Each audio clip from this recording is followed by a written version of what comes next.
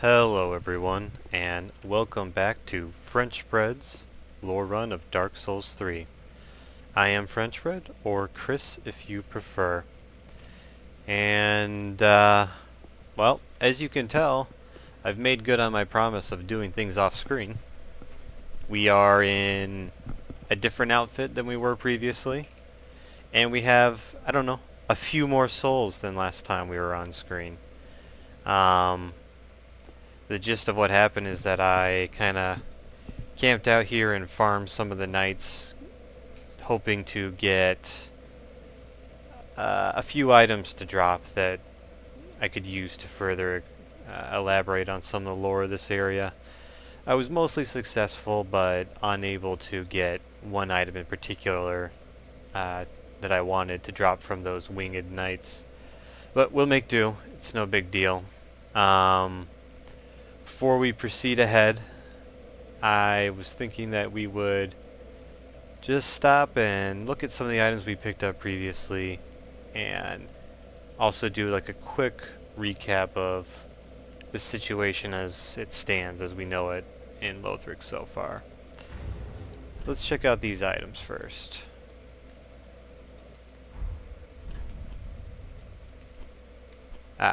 One of the first things we have here is the refined gem, a gem of infused titanite, forged the weapons. The grammar's a little weird here, but I think it's forged in the weapons of Lothric knights. Refined weapons are difficult to wield properly and scale effectively with strength and dexterity.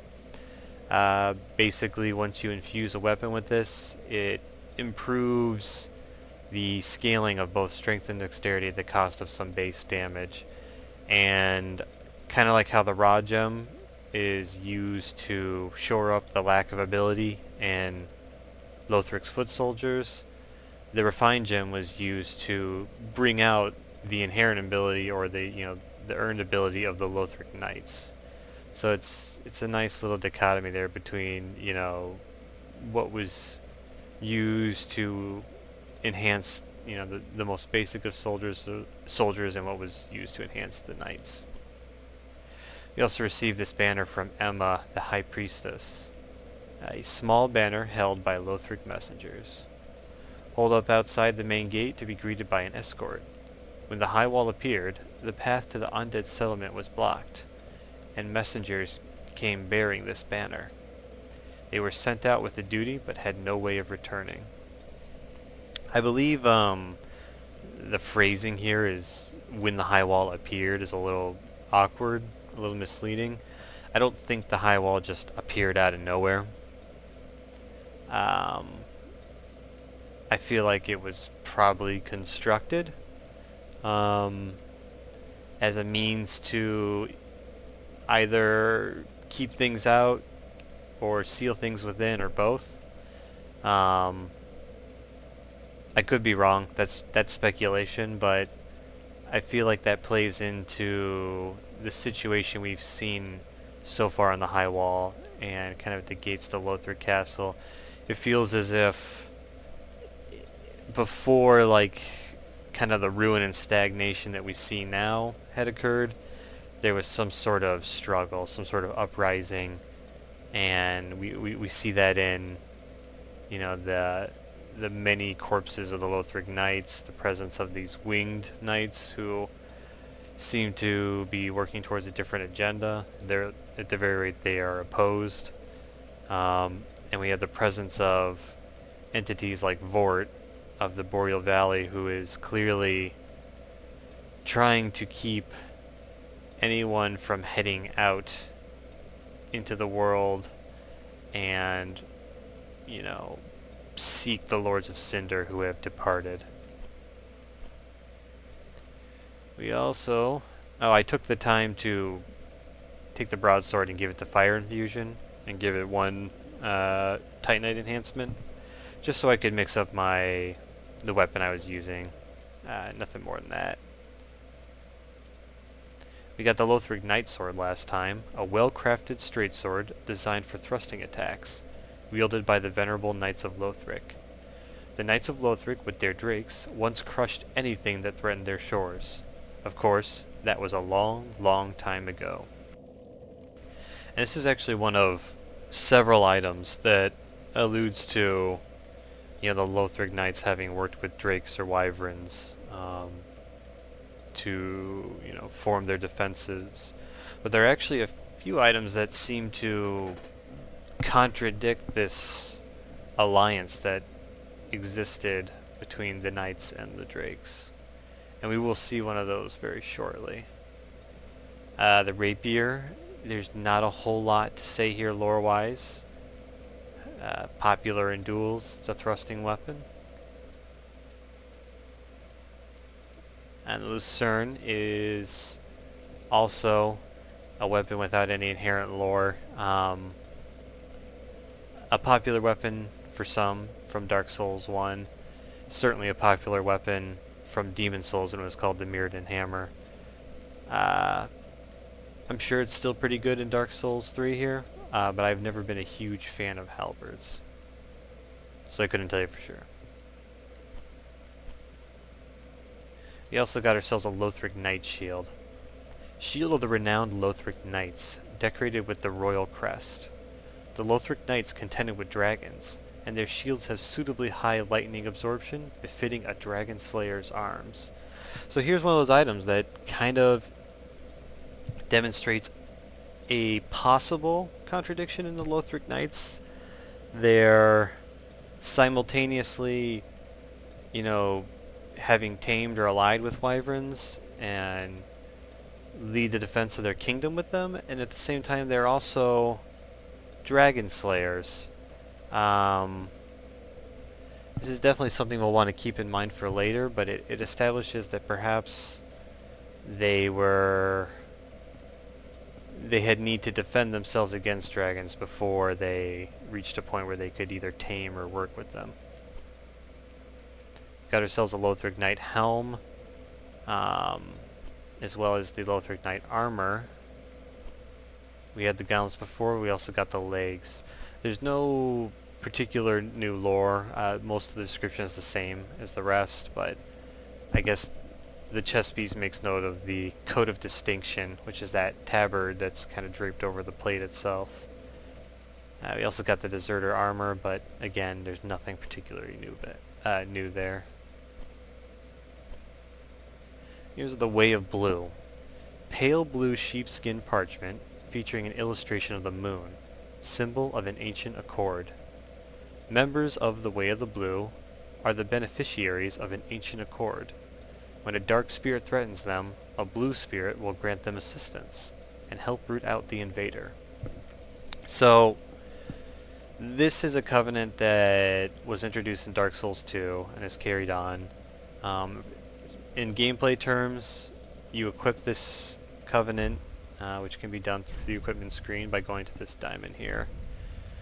And if you are invaded by an enemy player, it will seek players who are in a different covenant called the Blue Sentinels to come and assist you. In lore terms, this is an item linked to certain elements of Dark Souls 1. In particular, it has a thematic link to the Dark Moon Blades, who would seek out sinners and those who threaten the gods. Alrighty. I do believe that's it for the items that we acquired. I'm going to head back to Firelink Shrine real quick. We're going to level up with this mass of souls, and then we're going to move on. My plan for this character, it's not very strictly defined. I want to be able to cast some pyromancies, maybe wield a few spells. And as far as what we do physically, I'm aiming towards more of a strength build. So we're going to give ourselves a bit more vitality so that we have a higher equip load. I'm going to put one more point into Dex, because there's a certain handful of items that require 11 Dex to use that we might want to make use of. Also going to put my strength up to 18, and I'm going to put a couple more points into Vigor. Get us up to level 30. Farewell, Ashen One. May the flames... Alrighty. I don't think Hawkwood's gonna have anything new to say yet. What a sick. No. And we'll check real quick with Ludlith here. Dark Souls 3 has a lot of... Oh, and there's someone else here. Has a lot of very touchy dialogue. Fret not. My feet are here firmly planted. For I am a lord, and this is my throne. A lot of touchy dialogue conditions. Knowest thou of... Alright. He doesn't have anything new to say yet, but he will. We do, however, have a new NPC to talk to.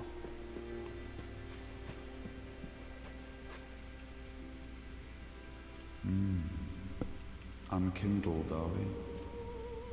And fast on the trail of the lords absconded? Then these red eyes are for you. Use them to pillage embers and briefly heighten your strength for your duty. What else are unkindled ashes good for?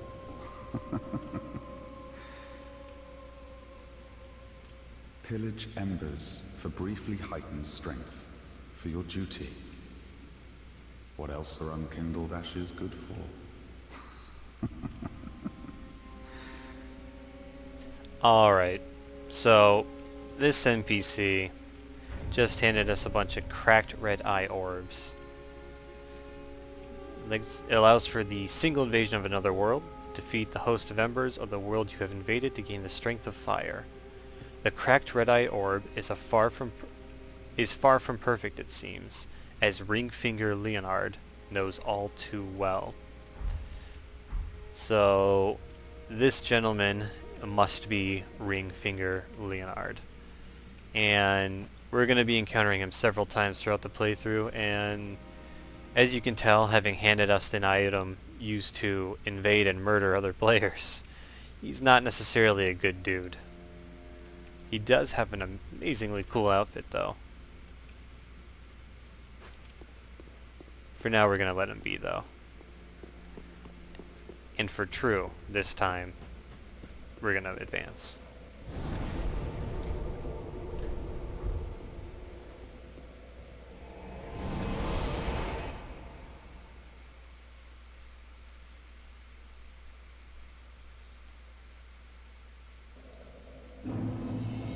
Alrighty.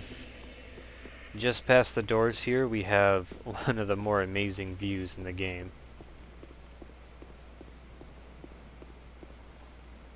And not just amazing because of how picturesque it is. It's also pretty much a map of the rest of the game for us. If we whip out our handy binoculars, we see this large bridge that leads to Lothric, and this settlement down here, which we can reasonably assume is the Undead Settlement. We have a large structure that leads through a path to this walled area with all these watchtowers. And that also seems to connect to this building. And just beyond in the mist we can make out some kind of structure, as well as something built high up in the mountains over that way. And if we zoom out, we also can catch a look of this massive cathedral-like building.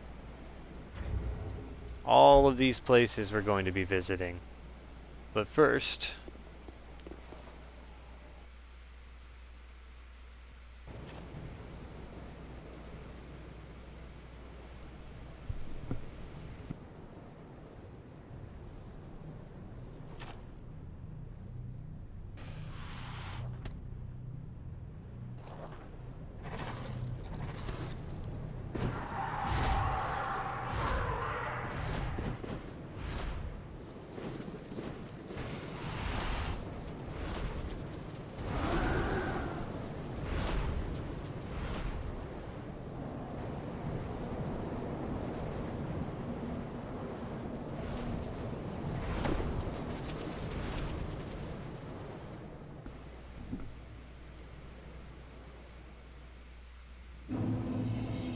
The Undead Settlement.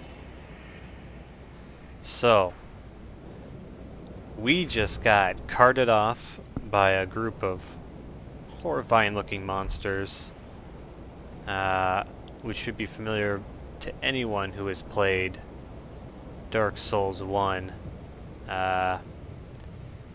Miyazaki, the director of the Souls series, has a certain penchant for making light references to previous games, and the presence of demonic gargoyles, which carry the player from one area to another, has been something that's been in pretty much every Souls game. It was in Demon Souls, Dark Souls, and here again in 3. I cannot remember if it was in Dark Souls 2.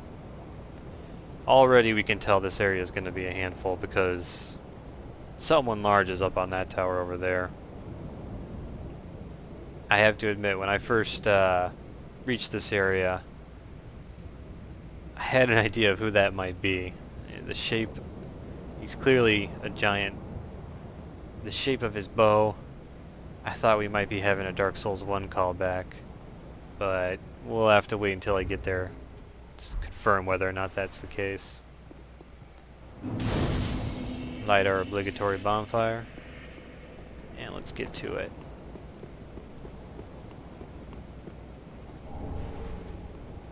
Lothric in the background here.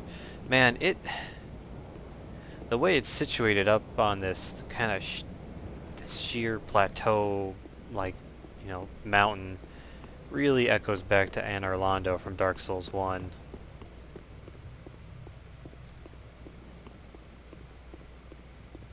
You have a bunch of destitute looking hollows begging to get in. Oop. Not necessarily getting what they wanted, though.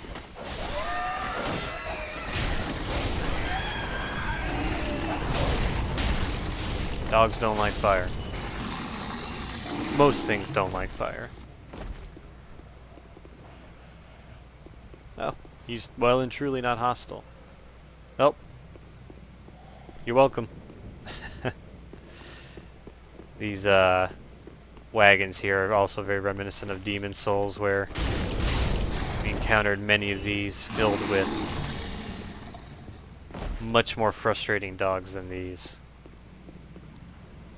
Here we have more of these pilgrims who have gathered en masse, I suppose hoping to get to Lothric, but finding the bridge out, no such luck. Please, grant me death. Undo my shackles.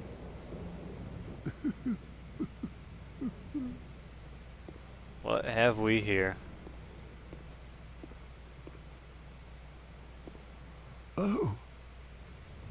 Oh, then it's true. A champion of Ash as I live and breathe. To be in your presence is a great honor. I am Yol of Londo, a pilgrim, as you can see, only somehow I failed to die as was ordained. Well, perhaps my calling lies elsewhere. Say, champion of Ash, how does the idea of taking me into your service strike you? I was once a sorcerer. Surely I can be of use. Oh, I am honored, truly. I should be dead, yet you have granted me purpose anew.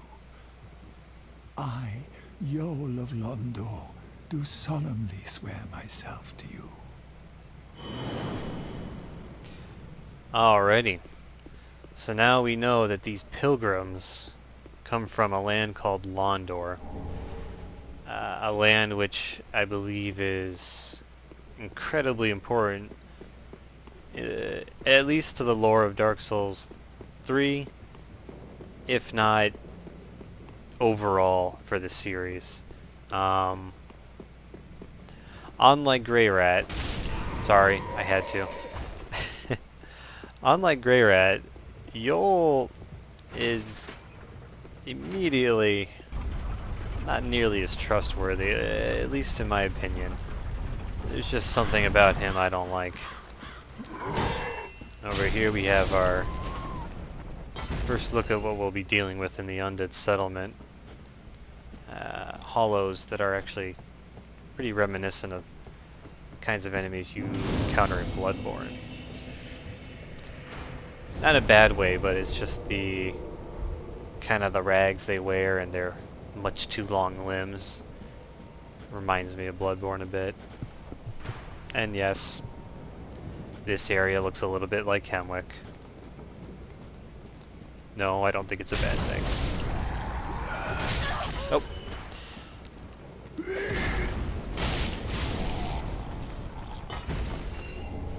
I'll take that. Over here we can get another view of this guy on top of the tower here. A second ago I heard him firing off shots, so he's up to something. In this charming room, got bodies hanging all over. And as promised, we are running into that mask again.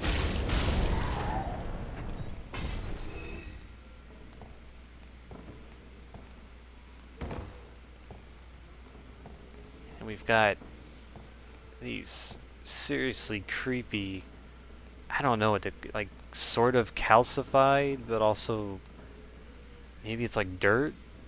I don't know, these bodies that have like trees or tree-like limbs growing out of them. It reminds me a little bit of that, like the roots or weeds that seem to be growing out of the pilgrims' backs. And over here, yeah.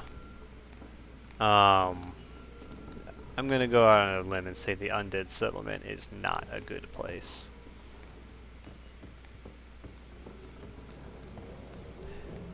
Between ritualistic hangings and maybe burnings as well. Yeah, burnings as well. Cages, yeah, yep. And this somewhat familiar looking enemy that we're going to deal with in just a little bit here. Whatever the Undead Settlement was when Grey Rat lived here, it has changed.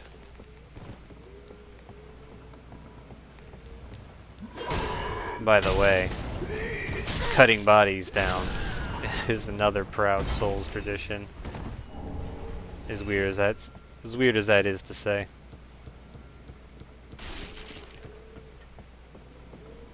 Over here, we are able to peer around and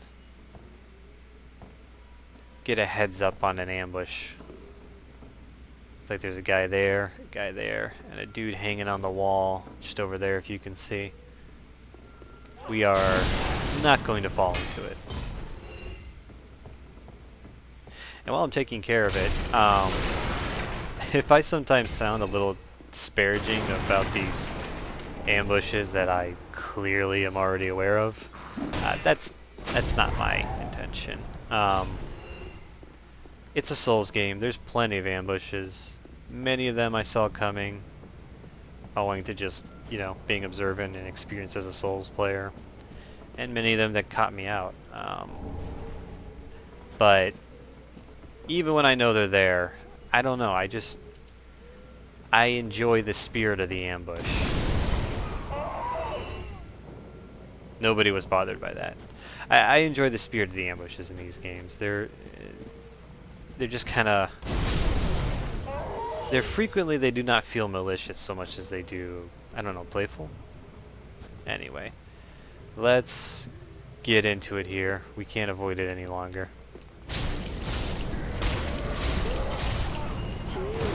Oof.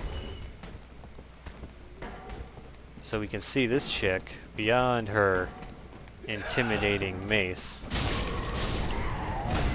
kind of has the trappings of, I don't know, a religious figure? Judging by the incense she carries, and that book she's got on her.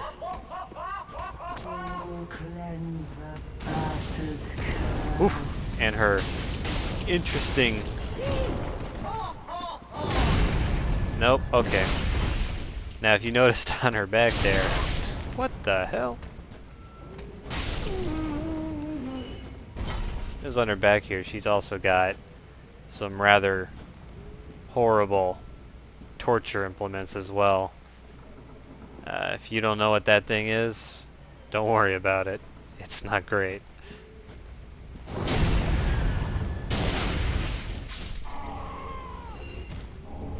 Oh, getting lucky with armor drops here, aren't we? Over here, traveler who did not quite make it through the gate.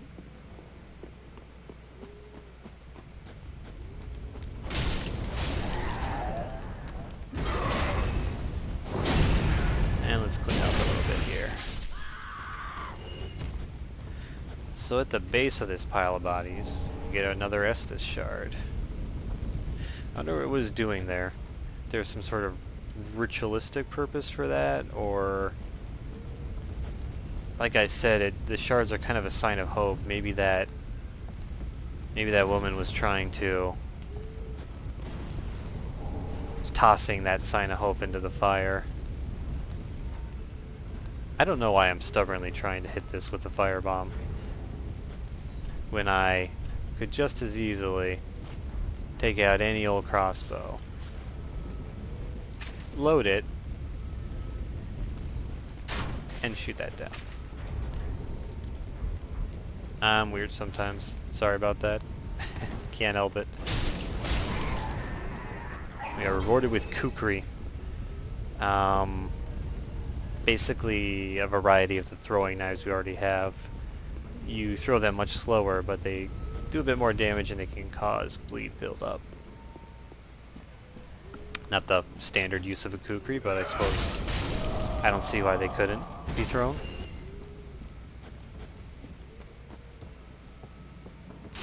Not that I'm some kind of expert. I just play a lot of games.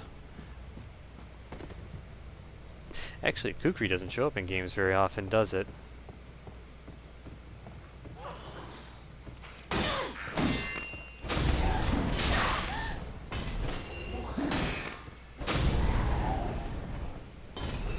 Whenever you hear that dull thud noise upon hitting an enemy, that actually means you're dealing extra damage because you're catching them in the middle of another action.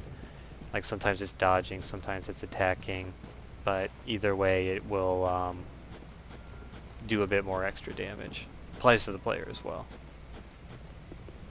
I'm going to head over here, open up this door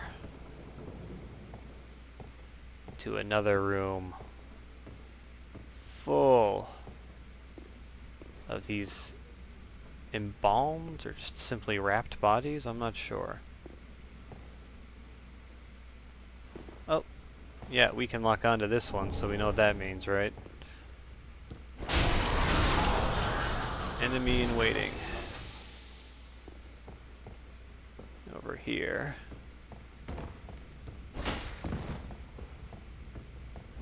Interesting, we managed to get the only one with an item. Does not open from this side. Get used to reading that. But they're items, you say. Well, if we loop back around and take a closer look, you can find this hole to the floor here. On the table, or the torture table, we have a Warrior of Sunlight Covenant item. I wonder if that means... a Warrior of Sunlight met his end here, or a Warrior of Sunlight passed through here. We also have this delicious Estus soup. I have no idea why this is an addition to the game, but it's kind of cute. Let's stop real quick and take a look at that item. An ancient talisman depicting a holy symbol bestowed upon the Warriors of Sunlight. Equipped to pledge oneself to the Warrior of Sunlight Covenant. Warriors of Sunlight are brilliantly beaming cooperators who place their golden signatures to help those in need. for it is their duty to deliver a great conquest to their summoner. Kind of an awkward phrasing there, as seems to be a trend for this game, but no Dark Souls is complete without the Sunbro Covenant. Yeah. You can also tell these guys are different from the inactive cages by they're slightly brighter. The lighting is playing off of them a little bit differently.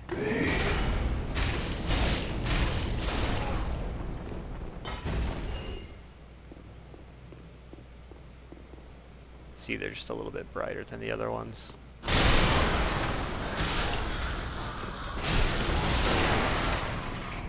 Alrighty. So we're getting a little bit deeper into the settlement here. And we've already seen one of those kind of Fat Minister 2.0 enemies. Maybe we can check out another one here. And even just judging by the previous time we ran into one of these guys. Oop. We get the impression, right, that they have some sort of pull with the residents of the Undead Settlement here.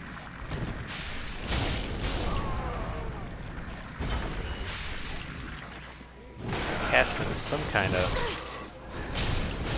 unpleasant spell or miracle. Oop. Got ourselves a whip. We'll read that a little bit later. Yeah, we've dealt with the situation here. Oh, wow, that curved quite a bit, didn't it?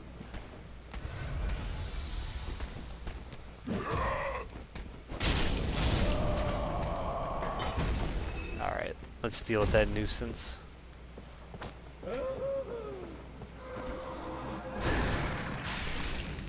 Whoa. It appears she's dropped down. Fine with me. It's a good opportunity for plunging attack.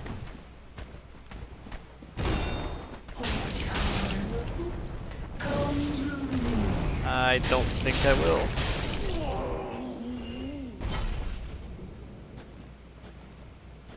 No? No item drop. Hard to tell with enemies that rotund. More Titanite shards. Just a healthy little, as others have pointed out, just a healthy suggestion to maybe upgrade our weapon to +3.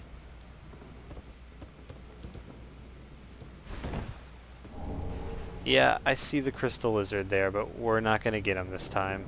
It would put us in a difficult position, as you can see now that we've been invaded. This is an NPC invasion by an NPC from the Mound Maker's Covenant. Try to bring him in here so we don't have to worry about that other large guy running around. Holy Knight Hodrick. Oh, you can see he rolled right out of my backstab there. It's really nice.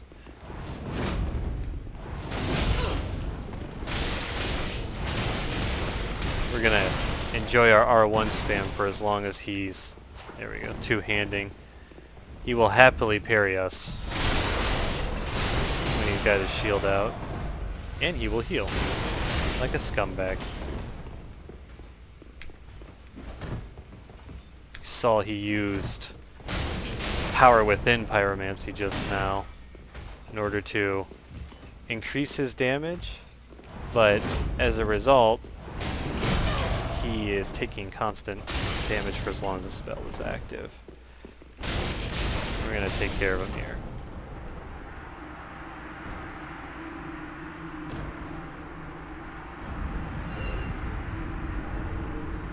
Vertebrae Shackle. Let's check that out right now. A special bone collected by members of the Covenant of Mound Makers, discovered in the corpses of their victims. Only one such bone is found in the vertebrae, and mound makers believe it to be a shackle of the gods. In their minds, each victim is another connection, another addition to the family. So we're gonna encounter Holy Knight Hodrick there again. But, wow, went quite the distance. But his covenant is a little different than your typical invaders. They can be summoned by the host, or they can invade the host. If they are summoned by the host, they can, at any point, attack the host as a means of earning their covenant reward, or they can assist the host. So it's kind of a wild card, chaotic covenant. Suitably for mad hollows. We're gonna warp ourselves back to Firelink though, so we can turn in the bone of Loretta that we discovered.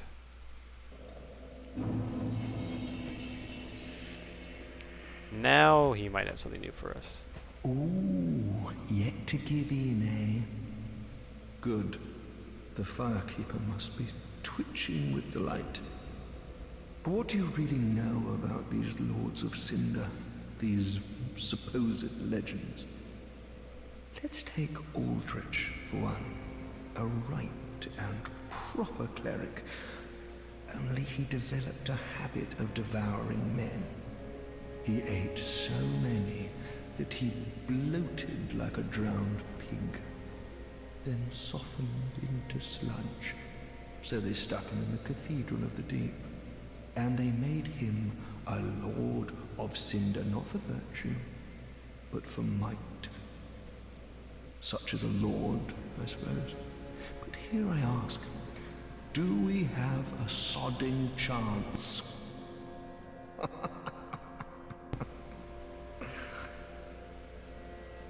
At the foot of Lothric Castle, an old path still runs below the tower in the Undead Settlement. It was used to transport sacrifices to the Cathedral of the Deep. You should see where it leads, if you've the stones for it. At the foot of it, if... Alright, so Crespro just dumped a bunch of lore on us. For one, not every Lord of Cinder is a noble spirit.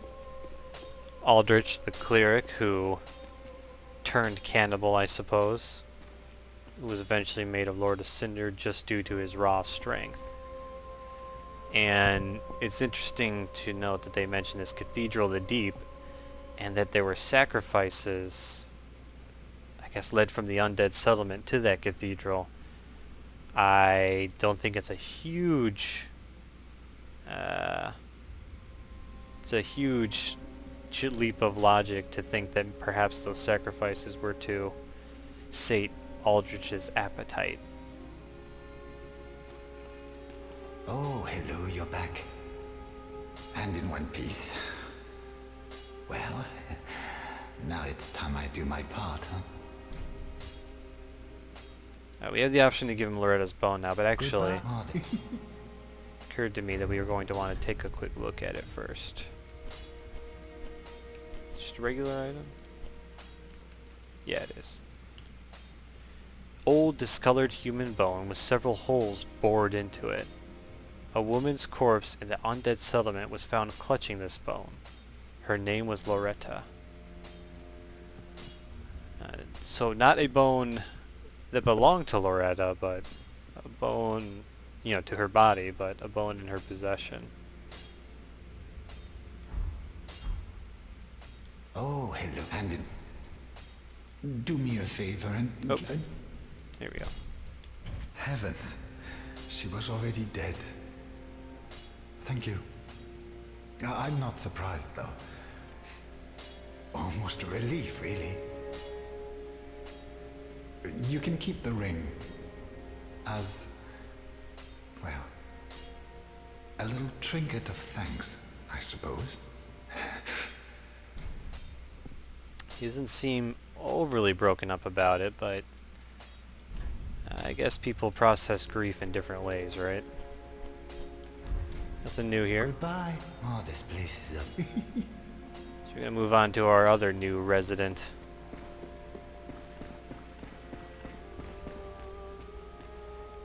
Oh, our champion of Ash, welcome home. This pilgrim, with a debt in death, hardly deserves to behold this divine flame. And I never would have, had you not taken me into your service. I thank you dearly for this, and assure you of my leal service. As I have said, I was once a sorcerer. Alas, the magic of Londor is a far cry from the wonders of Vinheim. But I can Apologize teach for that. you what I know.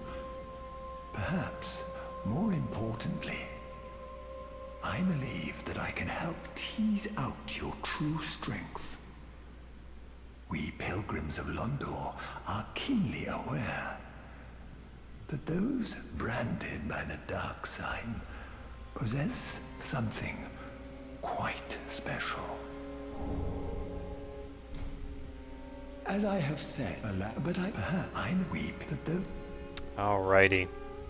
So Yol here, in addition to his curious situation where he was destined or ordained to die, also has some knowledge of a peculiarity or latent potential he claims lurking within the dark sign, the sign that afflicts humans who are cursed into undeath. And he gives us the option here of drawing out true strength. Then We open shall that up. begin? Bearer of the dark sign, let your true strength shine. Go to a level up screen. Just like the Firekeeper, except, as you can see, he appears to not charge anything for his services. You can only do one level, but it seems free. We are going to work with Yol some more, but for the time being I'm going to leave that be. Let's take a look at what he has to sell. You have the basic soul arrow, the heavy soul arrow. Same deal, just a little stronger, but also a little slower. Magic weapon. Power of Sorcerer Swordsman of Vinheim is predicated upon this and magic shield. Many warriors learn sorcery just for this enchantment. It's not wrong. Shields augmented by magic have higher stability and damage absorption. Even the smallest of shields can be toughened considerably with the use of this spell.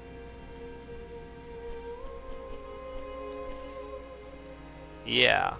So, he sells a smattering of sorceries in addition to his true strength services.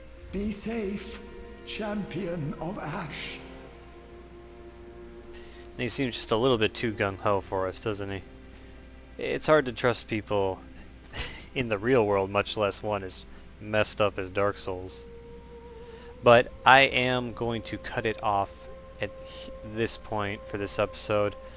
In the next episode, we'll probably get right back to exploring the Undead Settlement, and maybe we'll discuss a bit more about the people we've been meeting. But until then, I hope you'll join me for the next episode. Bye, everyone.